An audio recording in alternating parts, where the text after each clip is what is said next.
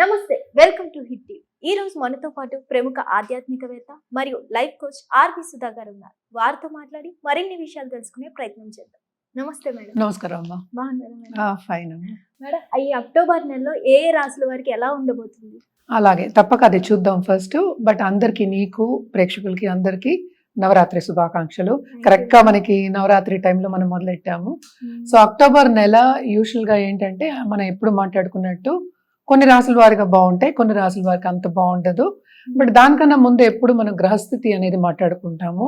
ఎందుకు గ్రహస్థితి మాట్లాడుకోవాలి అంటే ఏంటంటే, నేను వేరే ఇంటర్వ్యూస్ లో కూడా చెప్పున్నాను అనమాట. చాలా మంది కూడా కమెంట్ కూడా చేస్తున్నారు, మీరు చెప్పింది 5 నిమిషాలు గ్రహస్థితి గురించి అయిపోతుంది అని. బట్ గ్రహస్థితి తెలియకుండా మనం ఏంటంటే ప్రెడిక్షన్స్ ఇవ్వలేము. అంటే మన జాతక రీత్యా మనం ప్రెడిక్షన్స్ ఇస్తున్నాము, మంత్లీ ప్రెడిక్షన్స్. అంటే అక్టోబర్ నెల అయినా సరే, మన నవంబర్ అయినా సరే, డిసెంబర్ అయినా సరే, మళ్ళీ ఉగాది వచ్చినప్పుడు కూడా మనం అలాగే చెప్పి కొంతవరకు అంటే గోచారం ప్రకారం చెప్పి మనం చెప్పడం అనేది జరుగుతుందన్నమాట.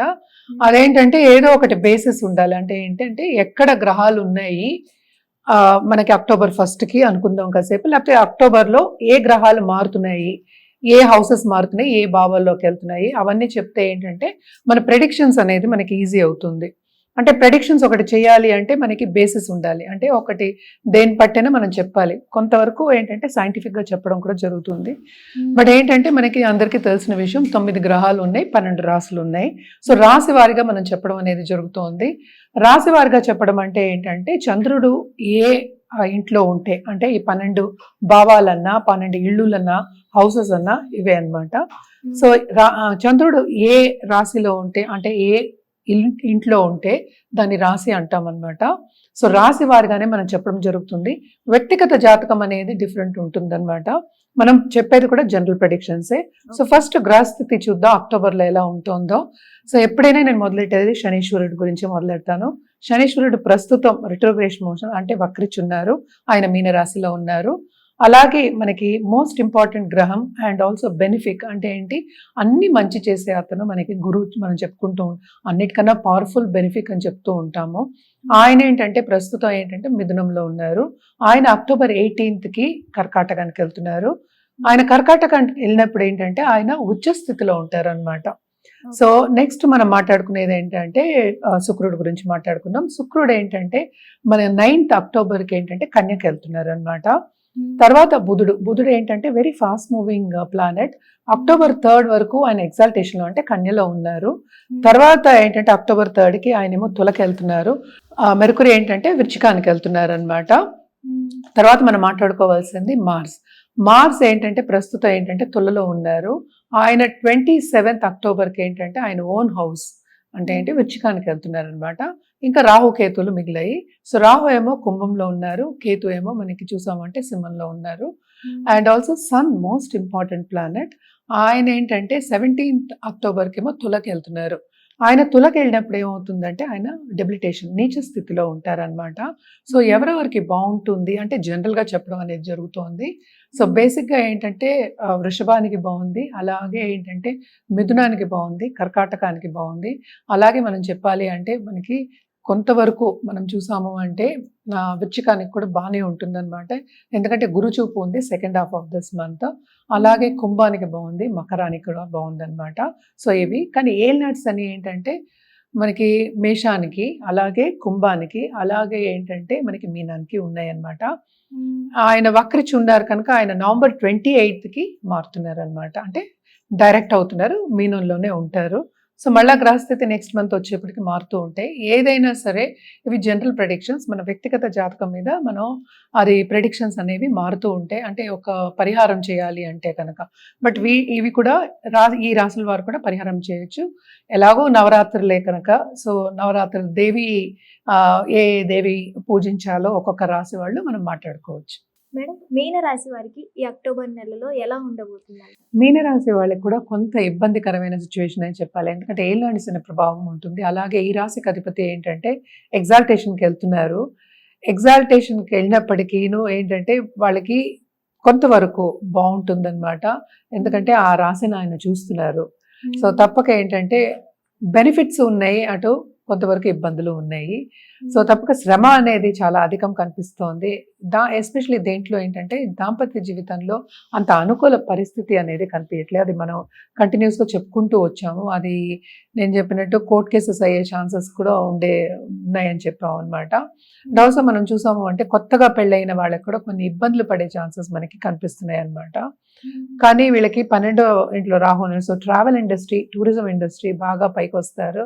అండ్ ఆల్సో మనం చూసామంటే ఫుడ్ ఇండస్ట్రీ బాగుంటుందన్నమాట. అండ్ ఏంటంటే వీళ్ళకి కొత్త ఉద్యోగ అవకాశాలు కానీ, లేకపోతే ఉద్యోగంలో ఉన్నత స్థితికి వెళ్ళడం కానీ, ఉన్నత స్థితి అంటే ఈ మంతే వెళ్ళిపోరు, అలాంటి ఆపర్చునిటీస్ వస్తాయని చెప్పడం జరుగుతుంది. కాలం కొంచెం బాగానే ఉంది, సహకరిస్తుంది అని చెప్పడం జరుగుతుంది అనమాట. బిజినెస్ పరంగా ఎలా ఉండొచ్చు అంటారు?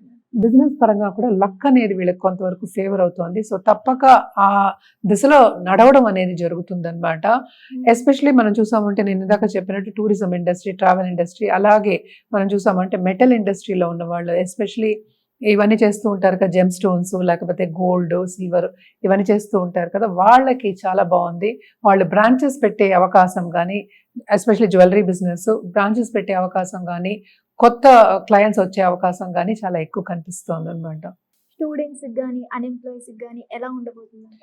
తప్పక వీళ్ళకి నేను ఇందాక చెప్పినట్టు ఇంటర్వ్యూ అవకాశం అంటే ఏంటి, ఉన్నత స్థితికి వెళ్ళే అవకాశం అంటే తప్పక ఇంటర్వ్యూస్ వచ్చాయి అంటే నిరుద్యోగులకు ఉద్యోగ అవకాశం వస్తుంది. అలాగే ఉద్యోగంపై ఇంట్లో కూర్చున్న వాళ్ళకి కొత్త చిగురు అనేది కనిపిస్తుంది. ఇవన్నీ కొంతవరకు బాగుంటాయి. ఎందుకంటే జూపిటర్ చూపు ఉన్నప్పుడు, గురు చూపు ఉన్నప్పుడు, మనం ఇది మాట్లాడుకునేది second half of this month, first half కాదు, పూర్తిగా కాదు. So second half of this month వీళ్ళకి కొంత అవకాశాలు, మంచి అవకాశాలు, అలాగే గుడ్ ఫార్చ్యూన్ వచ్చే ఛాన్సెస్ ఉన్నాయి. అంటే మంచి రోజులు వచ్చే ఛాన్సెస్ ఉన్నాయి. అంటే ఏంటి, అలా వచ్చేసేది 15 రోజుల్లోనే అన్ని వచ్చేయాలంటే కాదు, దానికి శ్రమ అనేది ఉంటుంది. ఏళ్ళనాటి శని ప్రభావం తప్పక ఉంటుంది అనమాట. సో అన్నిట్లోనూ డిస్టర్బెన్సెస్ అనేది కొంతవరకు ఏంటంటే తగ్గుతుంది, బికాస్ గురు చూపు ఉంది కనుక. ఆరోగ్యపరంగా ఎలా ఉండవు? ఆరోగ్యం కూడా కొంతవరకు కుదుట పడుతుంది. కానీ ఇంట్లో ఉన్న పెద్దల ఆరోగ్యం కానీ, పిల్లల ఆరోగ్యం కానీ, కొంచెం ఇన్ఫెక్షన్స్ వచ్చిన వాళ్ళకి కొంత ఖర్చులు అనేవి అవుతూ ఉంటాయి అన్నమాట. సో ఎప్పటికైనా ఆరోగ్యం చూసుకోవాలి. ఆరోగ్యం తర్వాతే అన్ని, ఆరోగ్య మహాభాగ్యం. ఏదైనా నలతో వస్తే కనుక తప్పక డాక్టర్ని సంప్రదించడం అనేది వెరీ వెరీ ఇంపార్టెంట్. మరి వీళ్ళు ఎలాంటి పరిహారం చేస్తే బాగుంటుందంటారు? తప్పక వీళ్ళు కూడా గురు కాళ్ళు పట్టుకోవాలి, దాంతోపాటు శని కాళ్ళు కూడా పట్టుకోవాలి. సో వీళ్ళు కూడా ఏంటంటే సర్వీస్ చేయడం అనేది చాలా మంచిది. అంటే ఏంటంటే వృద్ధాశ్రమంకి వెళ్ళి, అనాథాశ్రమంకి వెళ్ళి సేవలు చేయడం కానీ, లేకపోతే విరాళాలు ఇవ్వడం కానీ, అన్నదానం చేయడం కానీ, ఇవన్నీ చేసుకుంటే చాలా మంచిది. అండ్ ఆల్సో శని జపం కంటిన్యూస్గా చేయడం మంచిది. శనికి దానం ఇవ్వడం మంచిది. అంటే ఒక నల్ల మేకు, నల్ల గొడుగు, నల్ల బట్ట, అలాగే నల్ల నువ్వులు మనం చెప్పుకుంటాం అన్నమాట. అండ్ ఆల్సో మనం ఎప్పటికైనా చెప్పేది ఏంటంటే దీపం పెట్టుకోమని చెప్తూ ఉంటాం. సో తైల దీపం తప్పక పెట్టండి, మీకు మంచి జరుగుతుంది. సో మనం ఇప్పుడు మాట్లాడుకున్నది ఏంటి, 12 రాసులు మాట్లాడుకున్నాం అక్టోబర్ నెలకి. ఆ రాసులకి మనం ఏంటంటే ప్రెడిక్షన్స్ చెప్పాం. ఇదేంటి, ఒక మంత్కి మనం మాట్లాడుకున్నది. ఏదైనా సరే, ఎప్పటికైనా సరే వ్యక్తిగత జాతకం మీద ఆధారపడి ఉంటుంది. ఏంటి, మన పరిహారాలు కానీ, లేకపోతే ఒక జాతిరత్నం కానీ, జపాలు కానీ, లేకపోతే పూజలు కానీ, ఏదైనా సరే వ్యక్తిగత జాతకం మీద ఆధారపడి ఉంటుంది. ఎందుకని దాని గురించి మాట్లాడుతున్నాము అంటే, ఇట్ ఈస్ బికాస్ వ్యక్తిగత జాతకం చూసినప్పుడు మనం కరెక్ట్గా సొల్యూషన్ అనేది ఇవ్వడం జరుగుతుంది. అంటే ఒక ప్రాబ్లంకి సొల్యూషన్ వస్తే కానీ, అది సొల్యూషన్ కూడా ఏంటంటే ఏ సొల్యూషన్ ఇవ్వాలి అనేది, అంటే రెమెడియల్ మెషర్స్ కింద, పరిహారం కింద ఇవ్వడం అనేది జరుగుతుంది. సో అది కూడా వ్యక్తిగత జాతకం పరిశీలించిన తర్వాతే ఇవ్వడం. అంటే ఈజీగా వాళ్ళకి పనులు అవుతాయి. అలాగే ఏంటంటే వాళ్ళ లైఫ్ కూడా బాగుండాలి. ఎవరైనా సరే పైకి రావాలనే కోరుకుంటారు. సో వాళ్ళ లైఫ్ పైకి రావాలి అంటే, వాళ్ళు కోరుకున్నది అవ్వాలి అని చెప్పడానికి కూడా ఈ పరిహారాలన్నీ యూస్ అవుతాయి అన్నమాట. మన పరిహారాలు చేయాలి తప్పక, జనరల్ పరిహారాలు.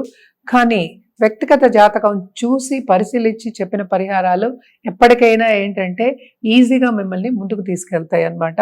సో తప్పక వ్యక్తిగత జాతకం పరిశీలించుకున్న తర్వాతే పరిహారం చేయడం అనేది మంచిది. మనం ఇప్పుడు మాట్లాడుకునేదంతా జనరల్ పరిహారాలు.